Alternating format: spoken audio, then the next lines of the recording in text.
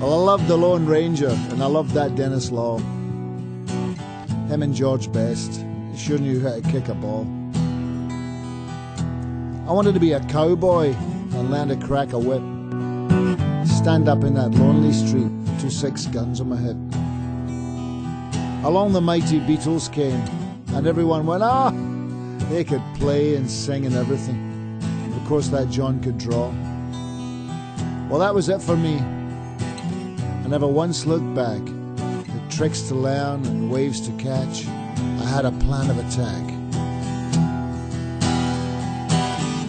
Are you looking at me?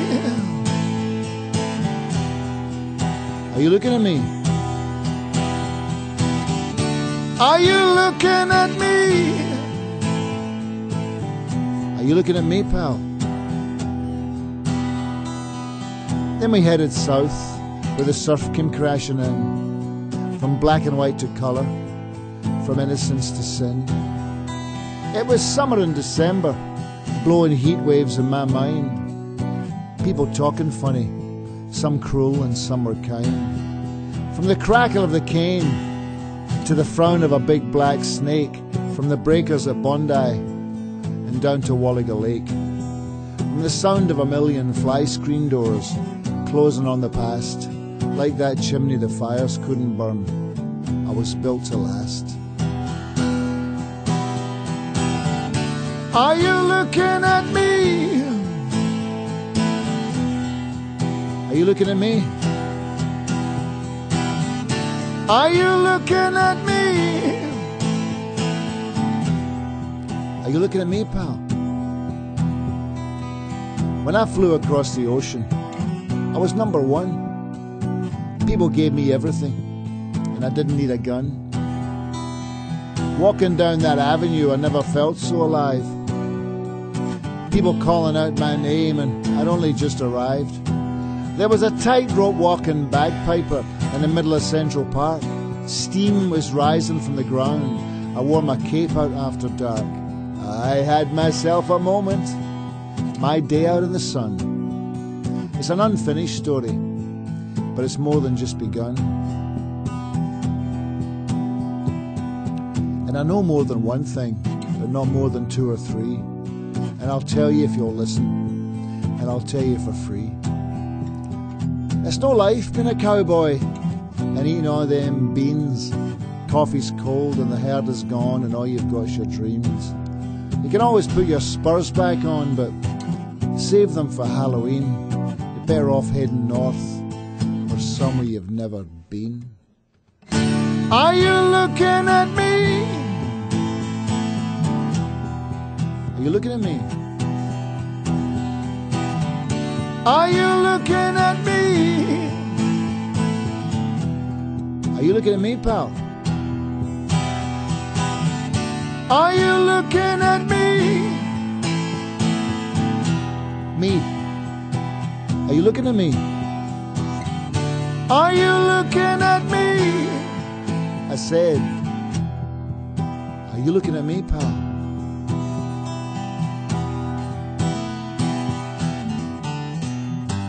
We're here with Colin Hay, whose 9th solo album, Are You Looking at Me, is out, just came out this year. Interestingly enough, your first solo album was called Looking for Jack, right? That's right. And we're here at Jack. Did you? We're here at Jack. And would respect it after all this time. And the word "looking" is in the title. Hey, look at that. It's almost spooky. It's all come around. You're almost ready for your 10th. Colin's going to play a bunch of acoustic songs for us here in the studio today. Actually, 2 songs off this album, which, you know, a lot of times I meet artists who I admire and I hear their new album and you have a bit of an obligation to say it's good. And you go, You do have a bit of obligation to say it's good, but this is, in all sincerity, I've been listening to you since 1982, both your former stuff and your solo stuff, and this is, I would say, the best album I've heard this year. All right. And we talked about from you being your 9th solo album. This is, you know, everyone says their new album is their proudest work, but everyone says that. Well, not everyone, but most people do. Most people do. Some people down it. But tell us about this album. It obviously shows in the music and in the writing that it is some of your best work to date. And tell us a little about your, you know, this album. Well, I took a while to make it. Not it didn't really seem that way, but I been working on the songs, and I've been playing live. I have a great band, so I don't know. It's just one of those things where I felt like the songs came together in the right way, and I was playing some of them live, and I had a really nice live band, and then went down to the studio, and I just thought, this is probably the best batch of songs I've had for a while. So everything seemed to be somewhat. There was an effortless quality to it, which I quite liked. Everything just kind of seemed to work. You recorded the album, was it in California? In my basement. In your basement? In my basement, yeah. Now, your wife also plays on the album. It's also my laundry. Your laundry and your basement? Yeah, the studio is called the Washroom. That's what it's called. It's a creative name? Yeah. Well, it's because my mother came to visit, and it doesn't matter how many guitars you have in the studio or equipment or technology down there. If there's a washing machine and a dryer, it's the washroom. I'll be down the washroom, son. Oh, very good. So is the washroom. So it's the washroom. Yeah, but Cecilia, my wife, yes, she sings on that, and she plays the kazoo. I saw that. She plays the kazoo. I think it's time for a comeback for the kazoo, don't you? You don't see the kazoo enough on albums. Now, she has her own career in itself. She has a band called Cecilia Noel and the Wild Clams, which is like a 17-piece Latin. She calls it salsa. It's a mixture of salsa and funk and soul, and it's quite the event when she plays in Los Angeles. And we actually met on a gig in Topanga. We were on the same bill, so but that was many years ago. And she comes out and plays with me. She is a force. How is it touring when you're touring with a band and now you're touring with your wife? I mean, it must be a huge difference. Yeah, it's a big difference. It's a little bit different. But it works pretty well. It works really well. And I have most of the I have a Kiki Epson plays keyboard. She's from LA. She is the daughter of Buddy Epson, who was in the Beverly Hillbillies. Yep. She's a beautiful keyboard player. And Charlie Paxson from Los Angeles. He's actually from somewhere else, but everyone ends up in Los Angeles. Or Nashville. Exactly. And Kavi Rastegar plays bass. Everyone plays with different bands. I have a beautiful guitar player from Melbourne in Australia. Nice. Called Simon Hosford, and Cecilia and me. So it's the kind of probably my favorite band that I've had. Really. So I'm very happy. And the one of the songs you're going to play for us today is not on the album. I just don't think I'll get over you, which was in the movie Garden State, great film. But you've also been on Scrubs, singing Overkill. How is this relationship with Zach Braff going about within his TVs and movies? Well, he used to come to see me play at Largo, which is a club in Hollywood that I play in with. I think that Carey Brothers brought in there, who's another singer-songwriter from Los Angeles, and he liked my CDs, so he had them. He had a bunch of my CDs, and then he got the job in that show, Scrubs, and said, I'm going to take the CDs in and see if we can get them inject some of your songs into the show, which he did. And the guy who created the show, Bill Lawrence, he liked the songs, and so they licensed a bunch of them. And he actually said to me, why are you not playing on the radio anymore? Why are these songs not on the radio? Yeah. And I said, well, that's a good question. He said, I'm going to try and put them on the television, put them on the show as much as I can to see if I can help with their exposure, which he did, and which has helped enormously. So I'm very grateful to him for that.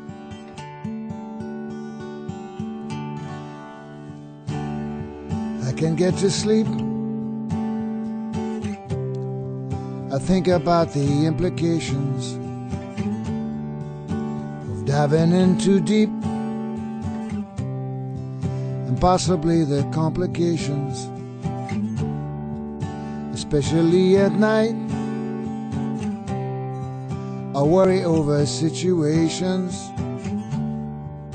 I know we'll be alright. Perhaps it's just imagination. Day after day, it reappears. Night after night, my heartbeat shows the fear, and ghosts appear and fade away.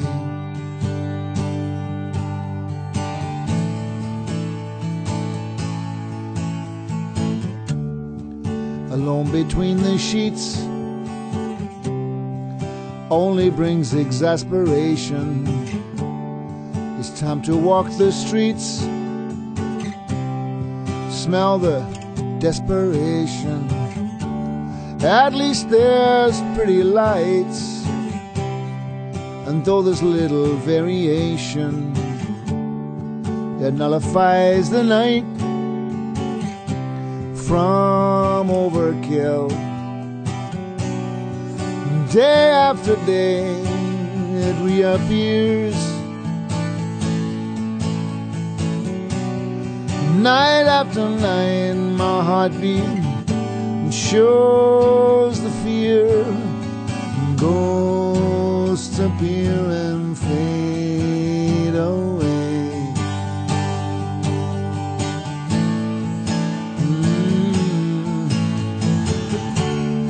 I can't get to sleep. I think about the implications of diving in too deep, and possibly the complications, especially at night. I worry over situations that I know will be alright. It's just overkill. Day after day it reappears, night after night my heartbeat shows the fear. Ghosts appear and fade away. Ghosts appear and fade away. Ghosts appear and fade away. We were talking earlier, I had seen you back when I lived in New York in 1982 with Men at Work at Radio City Music Hall, and then I saw you over at the now defunct Bottom Line on your solo show. Is there, you get arrested that night? Something like that? I didn't get arrested, but I got a summons. What was that all about? Oh, from this agency that we used to have called the Agency Group, who were not nice people, in my opinion. They're agents. Well, we'd sacked them, and we'd been paid twice, and we owed them money, and we're going to get paid. They were just a bit, I think they were just nasty, and so they decided to hand me a summons when I was on stage at the Bottom Line, which showed a lot of class. Didn't get arrested though. Nah. That's good. You write most of your songs on your own, but I noticed that you have a few folks that you co-write on the album. We're in Nashville, a co-writing town. How's that songwriting process when you're doing it on your own versus when you're doing it with someone else? Well, I like to work by myself, and then I have just a few friends that I sometimes work with. A guy called Chad Fisher I like to write songs with, and then the title track of that I wrote with a guy called Tony Bruno, who's a great songwriter and guitar player and does a lot of things really well. But mainly I work by myself, but I often call for help. Just say, oh, you feel like writing a song, or with a couple of people. I like to do more of it. They say this is the town for Yes. co-writes and stuff, and I've never really explored that. Maybe I will in the future, and sit down and try and write a song with somebody from Nashville. For the 10th album. Yeah, maybe. Duets album is big now, Yeah, that's like right. Reba. So I believe. Yes, pair me with someone unusual. Have you already? We can do that. We'll find someone. Yeah. Have you started writing the 10th album? Yeah. I've got a few things up. Things in the works. Yeah. Obviously, you're well into still supporting this, but do you have an anticipation of when you'll head back into the studio and work on early next year, hopefully. Yeah, it's like maybe from May. I've got a tour in April, a solo tour in April, so maybe before that and after. The years fill up really quickly. I know. That's the thing. You gotta kind of slot time in, but hopefully in the next few months.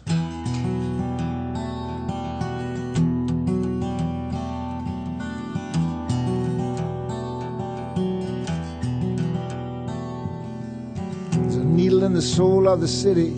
It's flying all around. sprays a fan mist over and switches off the sound. I watch you as you slip away, I watch the sun go down. Such a perfect light here in my hometown. A calm is on the water, the air is very still. The sun, it does not want to rise, it doesn't have the will. The day is all hung over, it's dirty and low down. And I'm like the stranger here in my hometown. Don't you feel sometimes like walking away from the world?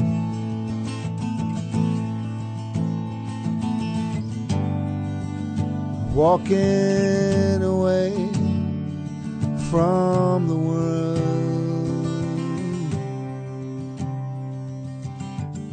You always took your chances, you always threw the dice.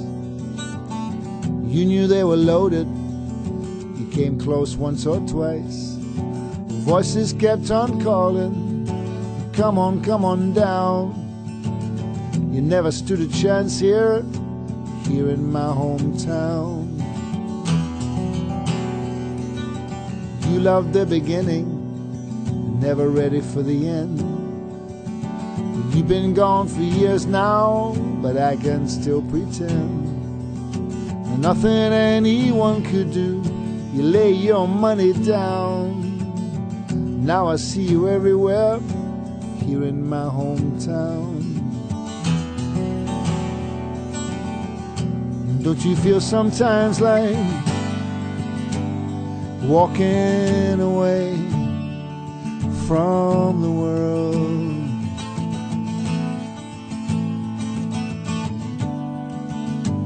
Walking away from the world. You were in the pink chair, I saw into your eyes. Would you like to be my love? You said paradise. I hope that is where you are. You get to wear your crown, 'cause you left everything behind here in my hometown. And don't you feel sometimes like walking away from the world?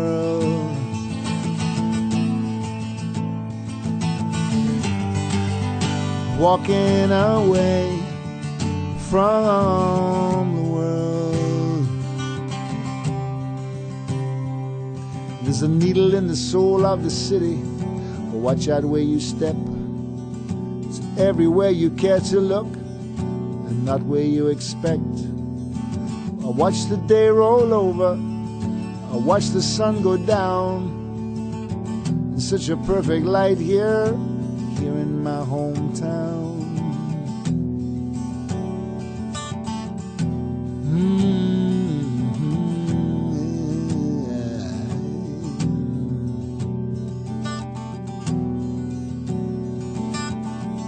How is it when you're on the road, like you're in Nashville playing at the Wild Horse Saloon, and you have the group of people that are there to hear the old classic Men at Work songs, and then you have the group of people who are there to hear the new stuff, and maybe some people are here to both. It must get challenging trying to please both groups of people sometimes.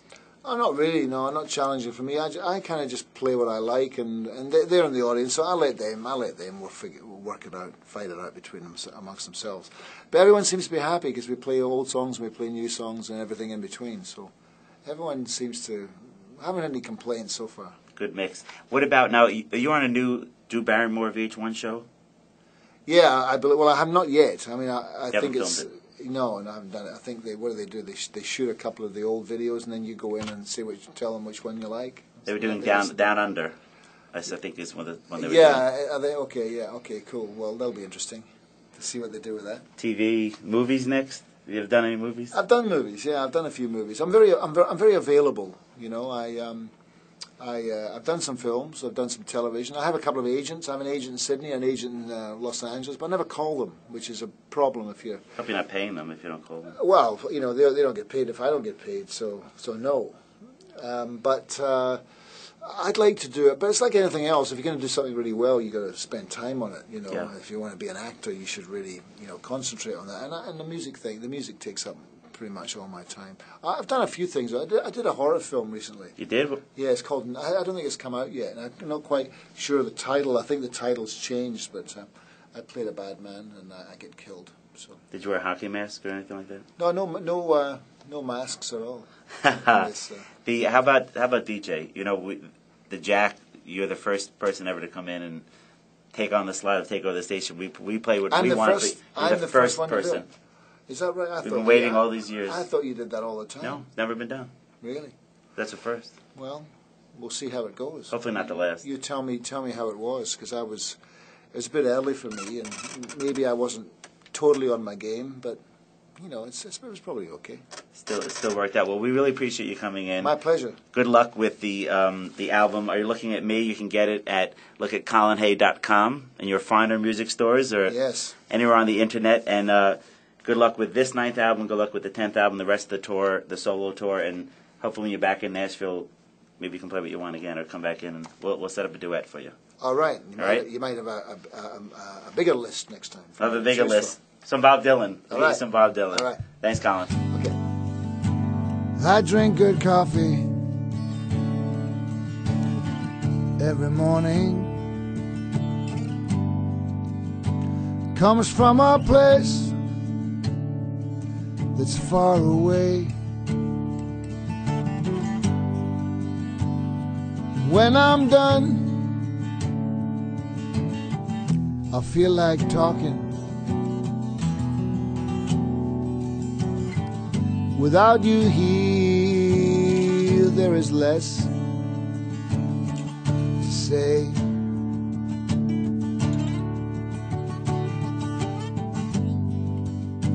I don't want you thinking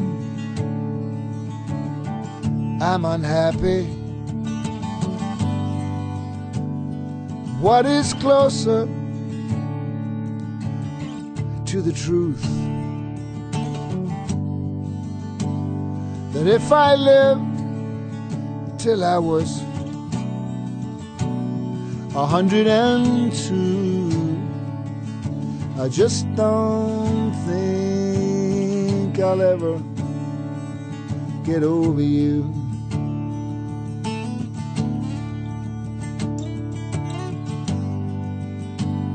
I'm no longer moved to drink strong whiskey.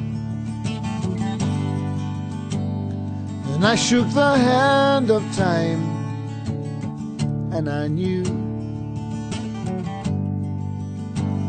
that if I lived till I could no longer climb my stairs, I just don't think I'll ever get over you.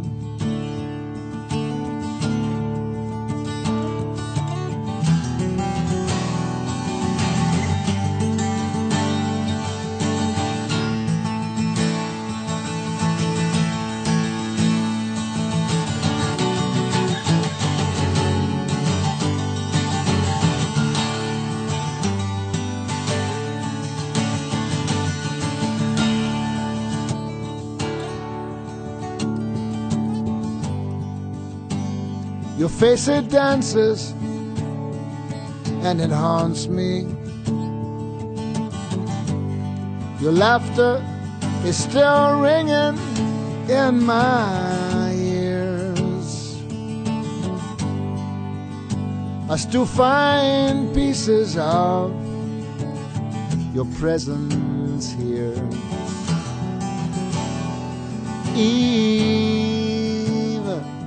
Even after all these years.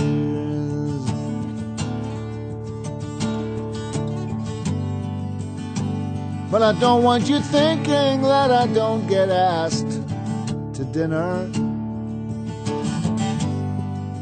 'cause I'm here to say that I sometimes do. Even though I may soon feel the touch of love, I just don't think I'll ever get over you.